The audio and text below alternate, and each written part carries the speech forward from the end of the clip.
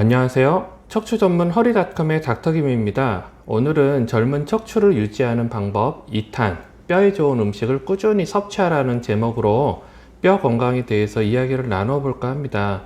뼈와 관절에 좋다는 각종 건강 보조제들은 시중에 참 많습니다. 사실은 이것들이 의학적으로 완전히 받아들여지고 검증된 것들은 아닙니다. 일종의 유행처럼 마케팅되어 판매되고 있는 것들도 참 많고요. 가끔 외래에서 물어보시는 게 자식이나 또는 외국에 사는 친척이 관절이랑 뼈에 좋다고 보낸 그 약들이 있는데 먹어도 되는지 여부를 물어보시는 경우가 많아요. 그런데 저는 먹었을 때 크게 위장장애나 부작용이 없다면은 일단 받은 약은 드시라고 말합니다. 그런데 그것을 꾸준히 사서 드시라고 하지는 않아요. 이게 본인을 위해서 사온 선물이니 또 기분 좋게 먹는 게 예의겠지만은 실제로 효과가 있는 건지는 의문인 경우가 많고요. 또 사실은 또 뼈에 좋은 음식들이 있지 않습니까? 사골 국물이나 멸치, 뱅어포 등 칼슘이 많이 있다고 알려져서 또 많이들 복용하시는 음식들이 있는데 실제로는 몸에 흡수가 되는 양은 미미합니다. 사골 국물 같은 경우는 다량 섭취 시에는 또 살이 찌는 단점이 있을 수가 있고요. 우리 몸에 흡수가 잘 되는 뼈 건강에 좋은 음식 3가지를 소개해 드리려고 하는데요. 우유와 치즈, 또 떠먹는 요구르트입니다. 살이 찌면 곤란하니 우유는 저지방이나 무지방 우유를 하루 1컵씩 드시는데요. 이때 우유를 먹으면 꼭 설사를 하시는 분들이 있습니다. 이런 분들은 식사할 때 우유 1컵 떠놓고요.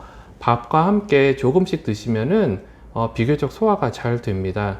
또 치즈는 사놓고 자주 먹게 되는 음식은 아니지만은요, 낱장으로 쌓여있는 슬라이스 치즈보다는 덩어리 치즈로 사서 하루에 조그만 라이터 분량으로 1개 분량씩 꾸준히 드세요. 특유의 향과 맛 때문에 꺼려 하시는 분들도 많은데 의외로 입맛에 맞는 치즈들도 있습니다.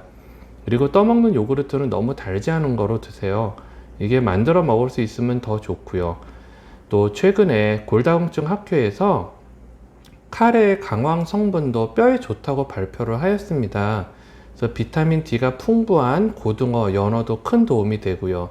특히 비타민 D는 햇빛을 통해서 피부에서 합성이 되기 때문에 적절한 야외 운동은 골다공증 예방에도 도움이 됩니다. 요즘은 정보의 홍수 시대에 살고 있어요. TV나 신문뿐 아니라 유튜브 등등 여러 매체에서 대학 교수, 의사, 약사, 한의사 같은 전문가들도 아주 자극적인 제목이랑 썸네일로 눈길을 끌려고 하다 보니까 일반인들이 보고 나면은 단편적인 지식만 기억을 하고 오히려 혼동이 오게 하는 경우가 많습니다. 그래서 병을 키우는 경우들이 많은데요. 대표적인 경우가 골다공증 관련 약 복용에 관한 괴담입니다. 골다공증 약을 오래 먹은 사람들 중에서 아주 극소수가 무혈성 악관절, 턱관절 괴사라는 병에 걸렸다는 TV 건강 프로 방송 내용을 본 후에요. 턱뼈가 썩었대, 이런 두려움에 스스로 약을 중단하고 골다공증이 악화돼서 대퇴골 또 척추뼈가 연쇄적인 골절로 크게 고생하는 경우들이 있으세요. 골다공증 치료가 필요한 사람들은 약을 스스로 끊지 않도록 주의하셔야 하고요. 반드시 주치의와 상의하도록 하세요.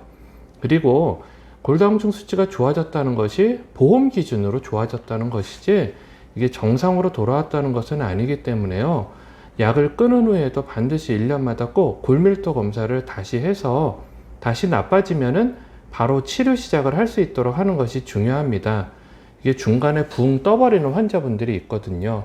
골다공증이 있었다가 약 먹고 몇 년 전에 좋아졌다고 약을 끊고 했던 그 기억만 가지고 계시고 그 이후에는 추적 관리가 없이 의사, 환자 모두 관심 없이 지내다가 나빠지고 있었는지도 모르는 경우가 참 많이 봅니다. 자, 오늘은 여기까지이고요. 네, 건강에 도움이 되셨다면 좋아요, 구독, 알림 설정 부탁드리겠습니다. 이상 척추 전문 허리닷컴의 닥터김이었고요. 들어주셔서 감사합니다.